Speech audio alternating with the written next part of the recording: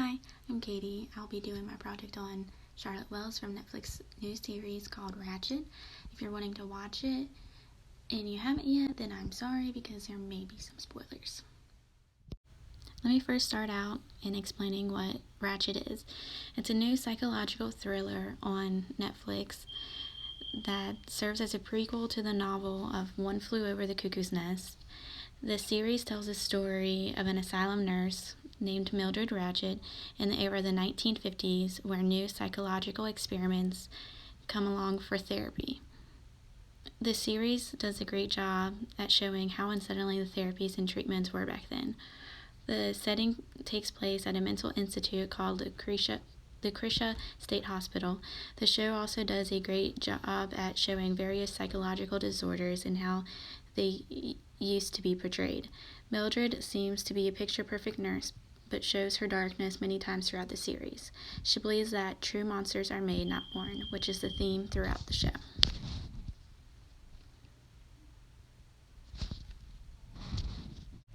Charlotte is one character that really sticks out in Ratched. Her first appearance is in episode 5 of season 1. Here she is walking outside of a school building while a student is playing a violin. She insults and degrades him with swearing words, telling him that his finger placement is incorrect and his thumbs should be bent. She proceeds to call him an arrogant sack of garbage, and a young girl tells her to leave him alone. This is when Charlotte tells us who she portrays to be by saying, "Don't you dare talk to me. I'm a graduate of New England Conservatory of Music, the Royal Academy of Music of Juilliard School of Music." She continues to degrade him, yelling he is nothing, no one, and excrement. She jumps, stomps, and yells obnoxiously, letting people around her know exactly who she is. "I am Odine Duquette. I played for the King and Queen of England. Do you hear me?" Charlotte presents with many symptoms of dissociative personality disorder, or what was previously known as multiple personality disorder. Odine Duquette is just one personality she had. The other personalities are Taffy, Apollo, and later on she'll develop another one. Before meeting the personalities, Charlotte brings herself to the Lucretia State Hospital to be seen by Dr. Hanover. Hanover is confused at first because she corrects him, saying that she is Charlotte Wells, not Odine Duquette. He asks her what brings herself there, and she replies that she was having trouble with her memory. 2 weeks ago, she found herself on a train in New York City with no recollection on how she got on. He proceeds to ask her if she's ever been diagnosed with amnesia, and then she tells her more about her history. Charlotte replies that she was hospitalized 2 years ago with depression when she tried taking her own life. When she was locked up, this is when the lapses of memory started, but she assumed it was the medication she was given. The medications kept her awake for days, and this is when Dr. Hanover realizes that they were amphetamines. He said what they gave you was an attempt to treat depression, but only making it worse, but they would not have any lasting effects on your memory. He's like, "I don't think depression is what is causing your issues." The police report said you were Odine Duquette. So who is that? Charlotte speaks, saying she does not know. She has never seen her. She only heard the voices. Charlotte begins to be really emotional, crying, and that is when she begins to switch her personality. Better. Where is Mommy? She's right over there. Oh, it's okay, Mommy. I'm gonna fix you some nice, warm soup. Get your motherfucking hands off of me! Don't you know? He's here. Who? Hitler! Everybody see that some bitch is dead. That motherfucker ain't dead. That wasn't his bones he left all burned up in that bunker. Hell no! You think that Nazi-ass motherfucker ain't got brains enough to leave some burnt-out bones behind before he lights out on a submarine to Argentina? I humiliated him, Nazi piece of shit. At his own Olympics, came into his stadium and won 5 gold medals. 400-meter hurdles, boom, gold medal. swastika wearing sack of dog shit, couldn't handle it. Charlotte. I was watching him in the stands. That silly little mustache of his kept twitching. I want you to know you're I safe. knew he would come after me someday. Charlotte, I can help you, Kill Charlotte. him myself. Yeah!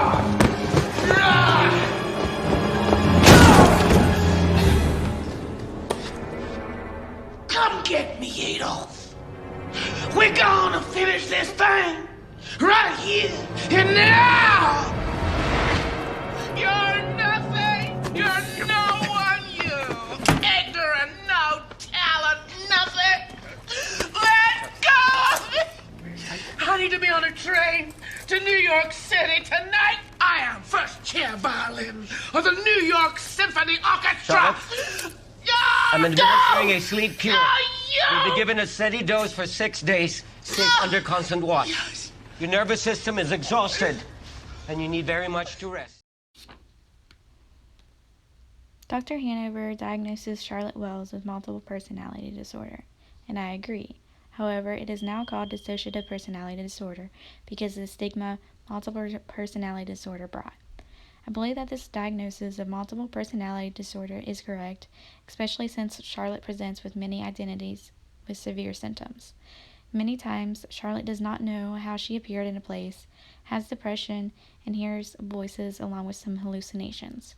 Charlotte also tends to quickly switch moods and behaviors frequently. In the DSM-5, the criteria to be diagnosed with dissociative personality disorder are a disruption of identity characterized by 2 or more distinct personality states, recurrent gaps in recall of everyday events or important personal information, symptoms that cause significant distress or impairment. The disturbance is not due to religion, cultural, fantasy, substance abuse, or another condition. Charlotte Wells meets all the criteria of the DSM-5. She has 5 distinct personalities, which are Charlotte, Apollo, Baby Taffy, Odine Duquette, and Hanover. The identities are distinct in that they often have their own tone of voice, engage in different physical gestures, including different gait, and have their own behaviors, ranging anywhere from cooperation and sweet to defiant and aggressive.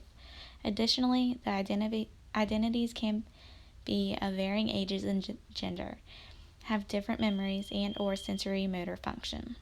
For an example, Apollo has an angry tone and hunched stature. Baby Taffy has a childlike tone with childlike behavior.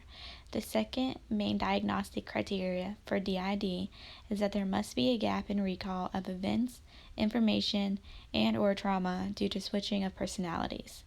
These gaps are more excessive than typical forgetting one may experience due to lack of attention. During the interview process with Dr. Hanover, Charlotte mentions being on a train in New York City and does not know how she got there. This is a well example of a gap that is more than a typical person forgetting or not paying attention. Dr. Hanover informs Charlotte that her trauma in her past caused her psych to split and that he must get to the root of the trauma. I believe that Charlotte's dissociative personality disorder formed due to the trauma she experienced 2 years ago. 2 years ago, Charlotte was attacked and beaten by 4 men who locked her in the basement of an abandoned house for 9 days. An officer let Charlotte go under the condition she did not press any charges against the boys. The assault led to multiple personalities to protect her from the pain of the trauma. I believe each of the personalities represent suppressed emotions or a quality Charlotte wishes to have. The personality of Odine Duquette appears when Charlotte feels threatened or overpowered. Charlotte wishes she was bold enough when she was being assaulted. Apollo, the Olympian athlete, shows the hidden rage she carries for the guys who assaulted her. Charlotte wishes to have the strength of the Olympian, which she believes she needs to have in order to get justice for the trauma she has experienced. Baby Taffy represents her exact state of mind, where she needs protection. Taffy also represents Charlotte's suppressed emotions when she was being attacked and could not save herself. When Hanover and Charlotte escape the Christian State Hospital from people looking for them, the police knock on the motel's door. This sends Dr. Hanover into a panic. So he hides Charlotte in the closet. When he hides her in the closet, Odine and Apollo take over, to where Charlotte ends up killing Dr. Hanover without knowing it or wanting to. The killing of Dr. Hanover sends Charlotte into another psych split in order to attempt to erase her guilt over unknowingly killing him. Charlotte also desires to have the confidence Dr. Hanover establishes and the authority he has. Dr. Hanover explains that Charlotte is an extraordinary case. He plans on using hypnotherapy because he claims it is easy to hypnotize people experiencing multiple personality disorder. With hypnotherapy, Dr. Hanover will use a spinning disc telling Charlotte to rest, focus on her breathing, and putting her into a deep sleep. This therapy works great for Charlotte until another trauma happens in the show, bringing all the personalities back once again.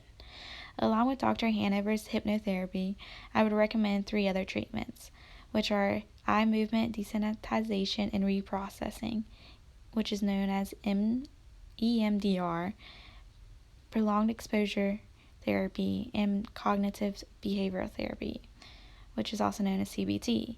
EMDR involves thinking or talking about specific traumatic material while making bilateral movements, watching bilateral blinking lights, or similar.